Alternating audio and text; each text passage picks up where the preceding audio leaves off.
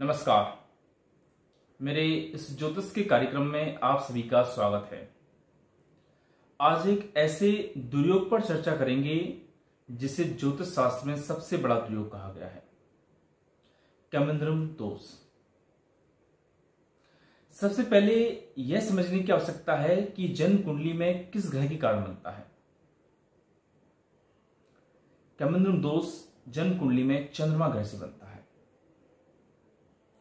चंद्रमा मन सो चाहता, चंद्रमा मन का कारक होता है।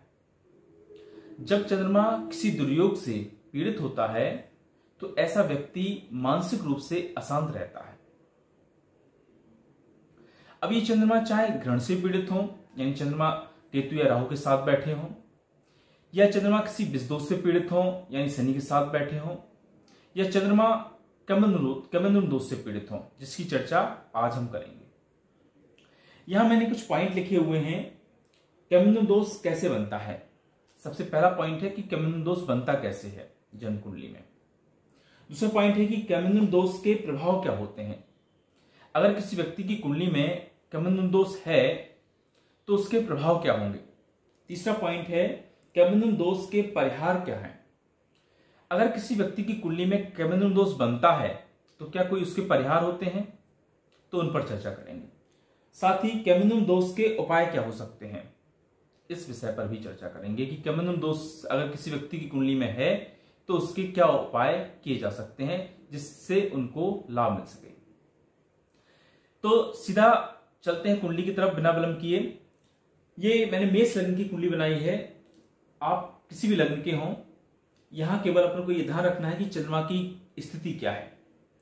किसी भी लग्न में चंद्रमा जन्म कुंडली के किसी भी भाव में अकेले बैठे हों, चंद्रमा जन्म कुंडली के किसी भी भाव में अकेले बैठे हों और उनके एक भाव आगे और एक भाव पीछे कोई भी ग्रह ना हो, सूर्य राहु और केतु को छोड़कर, यानी माना कि चंद्रमा पंचम भाव में बैठे हैं,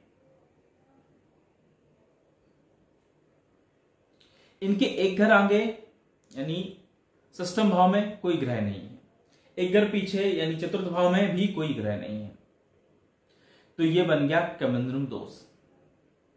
इसमें राहु और केतु और सूर्य इन तीन ग्रहों को छोड़कर अगर माना कि ये चंद्रमा पंचम में बैठे हैं और षष्ठम में राहु बैठ जाएं,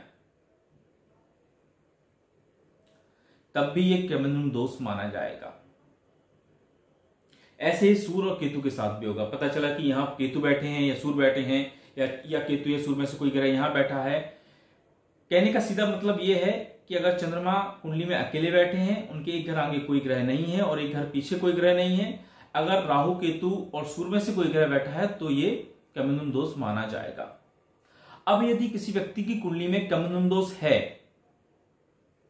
तो इसका प्रभाव क्या रहेगा व्यक्ति के जीवन में। तो मैंने पहले ही कहा है कि चंद्रमा मन सो जाता, चंद्रमा मन का कारक होता है। जब ये पीड़ित होता है तो ऐसा व्यक्ति मानसिक रूप से अशांत हो जाता है। जब भी किसी व्यक्ति की कुंडली में कैमेंद्रम दोष होता है तो व्यक्ति मानसिक रूप से तो अशांत रहता ही है, साथ ही ज्योतिष शास्त्र में इसे दरिद्र योग कहा गया है। तो ऐसा व्यक्ति आर्थिक रूप से भी परेशान रहता है। ऐसे व्यक्ति के जीवन में बहुत उतार चढ़ाव आते हैं, उसके हर बनते काम अंत में जाके बिगड़ जाते हैं। एक अज्ञात भय उसे हमेशा परेशान करके रखता है। व्यक्ति निर्णय लेने में व्यक्ति को परेशानी होती है और अगर निर्णय ले भी लेता है तो उसका ये निर्णय गलत हो जाता है। ये सारी समस्याएं जो है कैमेंद्रम दोष में देखी गई हैं। लेकिन अगर कैमेंद्रम दोष का परिहार हो रहा है हाँ, तो फिर इन समस्याओं में कमी आ जाती है।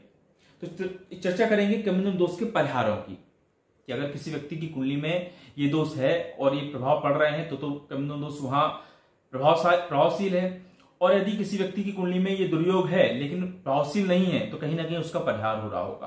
अब परिहार कैसे होता है। परिहार होता है कि यदि जन्म कुंडली में चंद्रमा पर शुभ ग्रहों की दृष्टि पड़ जाए, सभी शुभ ग्रहों की दृष्टि पड़ जाए। अब ये शुभ ग्रह कैसे देखेंगे, माना कि चंद्रमा यहां बैठे हैं और सूर्य और शुक्र ये शुभ ग्रह हैं, सूर्य भी शुभ ग्रह होते हैं और बुध भी शुभ ग्रह की श्रेणी में आते हैं। इन सूर्य और शुभ ग्रहों की दृष्टि चंद्रमा पर पड़ जाए पंचम में, ये इनको 7वीं दृष्टि प्राप्त है, तो ये जहां बैठते हैं वहां से सामने वाले भाव को देखते हैं। तो ये 11th हाउस में बैठकर चंद्रमा पर पूर्ण दृष्टि डालेंगे, 7वीं दृष्टि। तो ये क्या हो जाएगा, इनका परिहार हो जाएगा। देवगुरु बृहस्पति की दृष्टि पड़ जाए, यानी कि देवगुरु बृहस्पति अगर लग्न में बैठ जाए, जैसे देवगुरु बृहस्पति को तीन दृष्टियां प्राप्त हैं। पहली दृष्टि उनकी पड़ती है 5वीं दृष्टि, 1 2 3 4 5, 5वीं दृष्टि से देख रहे हैं। दूसरी दृष्टि उनकी होती है 9वीं दृष्टि, 9वीं दृष्टि से देखते हैं। तीसरी दृष्टि उनकी 7वीं दृष्टि, सभी देखते हैं, सारे ग्रह अपने सामने वाले भाव को देखते हैं। तो अगर गुरु की दृष्टि भी चंद्रमा पर पड़ जाए तब भी कैमोनिन दोष के दुष्प्रभावों में कमी आ जाती है। वहीं अगर चंद्रमा से केंद्र में शुभ ग्रह बैठे हों, अब चंद्रमा से केंद्र कैसे समझते हैं कि जहां चंद्रमा बैठे हैं वहां से चौथे, 7वें और 10वें भाव में। अब यहां चंद्रमा बैठे तो यहां से गिनेंगे 1 2 3 4, माना कि यहां पर बुध बैठे हैं, शुभ ग्रह है बुध, यहां पर बुध बैठे हो, तब भी इनका परिहार माना जाएगा, तब भी ये कैमोनिन दोष के प्रभाव में कहीं ना कहीं कमी ला देंगे। अब चौथे 7वें बैठे हो, 7वें मतलब यहां तो मैं बता चुका हूं कि यहां अगर शुभ ग्रह बैठे हो तो उनकी दृष्टि पड़ेगी। 10वें बैठे हो, 7 8 9 10, यहां कोई ग्रह बैठा हो तब भी शुभ ग्रहों में, माना कि यहां में से कोई बुध, यहां में से शुक्र यहां बैठ जाए, शुक्र यहां बैठ जाए तो ये चंद्रमा से केंद्र में हो गए 10वें नंबर पे, मतलब 10वीं हो गए, 1 2 3 4 5 6 7 8 9 10, तो ये चंद्रमा से केंद्र में होगा। चंद्रमा से केंद्र में होने के कारण भी इसके दुष्प्रभाव में कमी आ जाएगी। अब यदि किसी व्यक्ति की कुंडली में ऐसी स्थिति है कि कैमोनिन दोष है और कहीं से परिहार भी नहीं हो रहा है, तो उसके क्या उपाय किए जा सकते हैं? तो इसका सीधा सा और सिंपल सा पहला उपाय है कि व्यक्ति को नियमित शिव जी की आराधना करनी चाहिए। शिव जी को नियमित अभिषेक करना चाहिए, सोमवार के दिन दूध से अभिषेक करना चाहिए, इससे कैमोनिन दोष के दुष्प्रभाव में कमी आ जाती है। साथ ही पूर्णमासी का व्रत व्यक्ति को करना चाहिए, पूर्णमासी का व्रत करे, शाम को चंद्रमा को दूध से अर्घ देना चाहिए, ताकि व्यक्ति के कैमोनिन दोष से जो दुष्प्रभाव हैं उनमें कमी आए और व्यक्ति इस प्रभाव से मुक्त हो पाए। तो कहीं ना कहीं कैमोनिन दोष जिन व्यक्तियों की कुंडली में है, निसंदेह ऐसे व्यक्तियों को मानसिक रूप से शांति होती है, उनके हर बंदे का अंत में जाके बिगड़ जाते हैं। अगर इन उपायों की ओर जाया जाए, इन उपायों को किया जाए तो बहुत हद तक व्यक्ति के जीवन में इस कैमोनिन दोष का प्रभाव जो है वो खत्म हो जाता है। इसी के साथ आज्ञा दीजिए, एक नए विषय के साथ फिर उपस्थित होऊंगा। तब तक के लिए नमस्कार।